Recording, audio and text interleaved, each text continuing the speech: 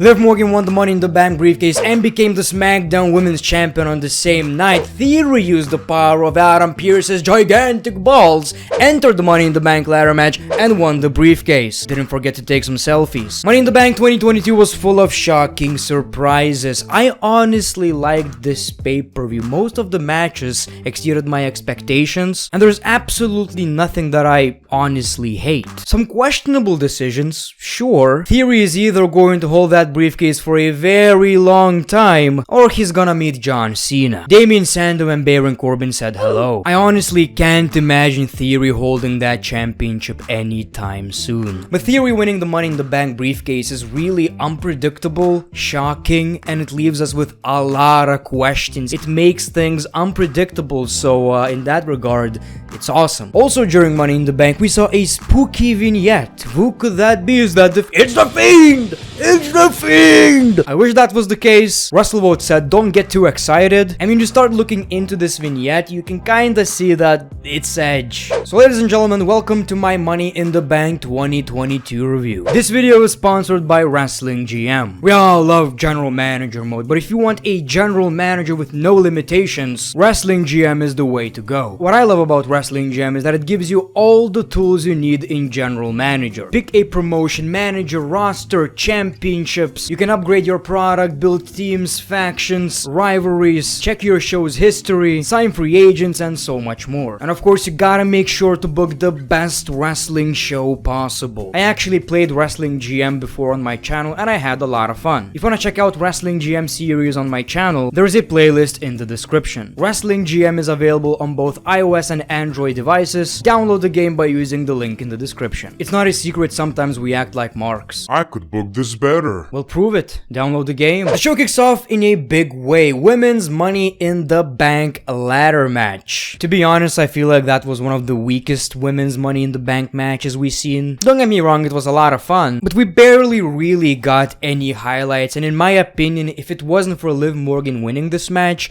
nobody would remember it. My absolute favorite moment of the match was Liv Morgan delivering a sunset flip powerbomb from the top of the ladder. Definitely the spot of the match. Becky's leg drop of the ladder also looked pretty good, but it just kinda lacked impact. You would kinda expect the ladder to break, but the finish was really satisfying. So basically Liv Morgan pushes Becky Lynch off the ladder, grabs the briefcase, and she is Miss Money in the Bank, which is just a fan service in my opinion. It's about damn time. I'm really happy with this because I kinda thought that after Liv Morgan lost to Becky Lynch a few months ago that the push was over, but it seems like WWE never really lost interest, so I'm happy with the result, and I honestly didn't expect her to cash in on Ronda. Then we saw Theory versus Bobby Lashley for the United States Championship. The result actually made me feel smart, like a wrestling guru, up until the end of the show. So basically what I'm trying to say is,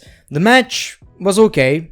It wasn't bad. I feel like people are kinda underrating Theory anyway. I feel like he's really fun to watch in the ring. I love his moveset, except for his finisher probably. But I do get where people are coming from. Theory really lacks something, and that might be a theme song, a character. He's just the Miz, really, a 2010 Miz. Since this rivalry was all about them muscles, during this match we actually saw some moments where they basically showed off their power, their strength. Yeah, boy, Bobby was lifting. I mean, this was so good, someone should use it as a finisher. We saw the Hurt Lock and Theory taps out. Bobby Lashley is the new United States Champion, so no complaints here. And because Bobby won, I thought, okay, now Theory can actually lose to John Cena because the championship is not on the line and Cena is obviously not gonna be in the WWE for long. I didn't even think about the possibility of Theory actually entering the Men's Money in the Bank ladder match. Survivor Series, Bobby Lashley is the United States Champion, Gunther is the Intercontinental Champion.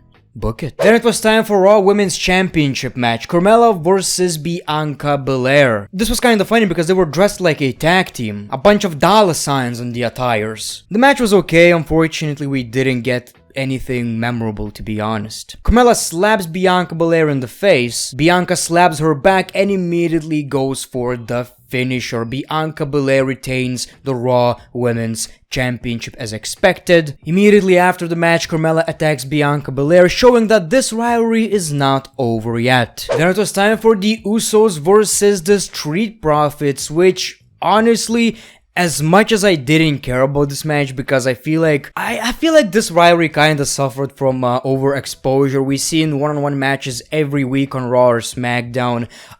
Still an amazing match. I know people are going to say the Usos are an unbelievable tag team, but let's give credit to the Street Profits. Every time Montez Ford is in the ring, he absolutely steals the show. You can tell this guy is going to be huge as a singles competitor. So this was a great match with a bunch of near falls. At some points, I actually believe that the Street Profits are going to win the championships. In the finish, we saw a double super kick, we saw a 1D, and they retained the tag team championships. This was the best match of the night, at least so far. This was one of these matches where if you lost interest in the Street Profits, think again. But they're not happy with the result. The shoulder was up. So we are going to get a rematch. Shit's not fair, fam. Then it was time for the SmackDown Women's Championship match, Natalya versus Ronda Rousey, which I know not a lot of people are excited about. And I understand. I didn't care as well. It's Natalya versus Ronda Rousey. This screams filler, but I gotta be honest, Natalya was a perfect opponent for Ronda Rousey. She's a phenomenal wrestler, so, she can hide all the imperfections that Ronda Rousey, still has in the ring. And let's be fair, this was a better match than expected. Rousey applied a sharpshooter, and I believe that was a Shawn Michaels reference. Sharpshooter on the hardest part of the ring was also pretty awesome. So, every time I see something new in a match, I immediately like it. The only questionable thing about this match is Natalya looked really strong.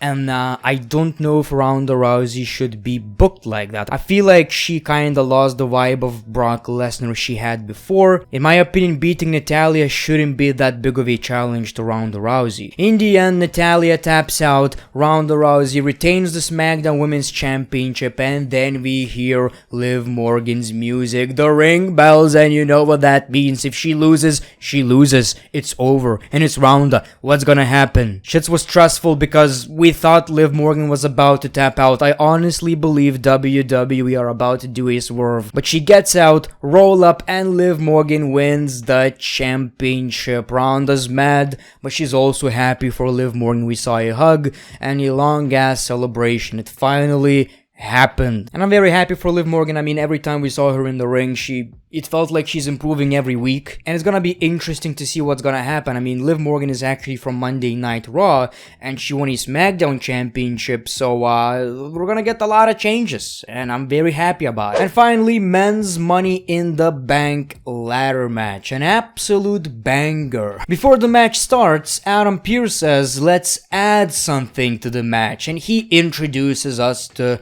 Theory, which I didn't even think there is a possibility of Theory winning. I thought it's either going to be Seth Rollins or Sami Zayn maybe, so he could hand it to Roman Reigns. That wasn't the case though. I feel like Omos being in this match really added a lot to it. Like, I knew Omos being in the match will make this match a little bit different because he's different, he's built different. But during this match, we saw a really great spot of everyone doing their finishers to Omos, even a curb stomp on the hardest part of the ring, and then through the announce table. So, Omos being in this match was a big challenge for all the other competitors. Sheamus and Drew McIntyre working together was fun. They have this hate-love relationship, which is kind of fun to watch. Riddle was the absolute fan favorite. Madcap Moss unfortunately didn't get any reaction, which was kind of sad. Sami Zayn and Seth Rollins kind of played the same part in the match. They were the sneaky bastard.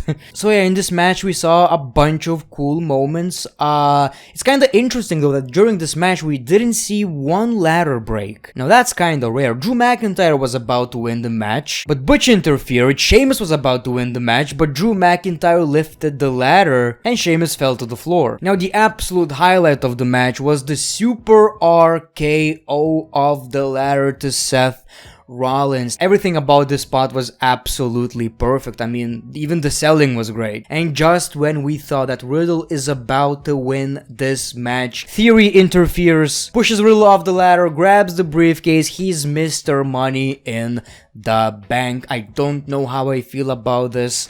On one hand, I don't know, because I feel like he's not gonna win the championship, so this is kind of a waste of time, but at the same time, it's kind of unpredictable. It's gonna be interesting. Maybe he will lose the briefcase to someone else. Maybe he will win the championship and we are going to see a very shocking moment. The thing is, he doesn't need to win the championship for, I believe, a year until the next year's Money in the Bank, so there's no rush. But yeah, I believe this pay-per-view absolutely delivered. The pay-per-view left us with a bunch of questions, which I believe is a very good thing. Now let me know your thoughts in the comments below. The great one, peace, love, and hugs. It's been a pleasure.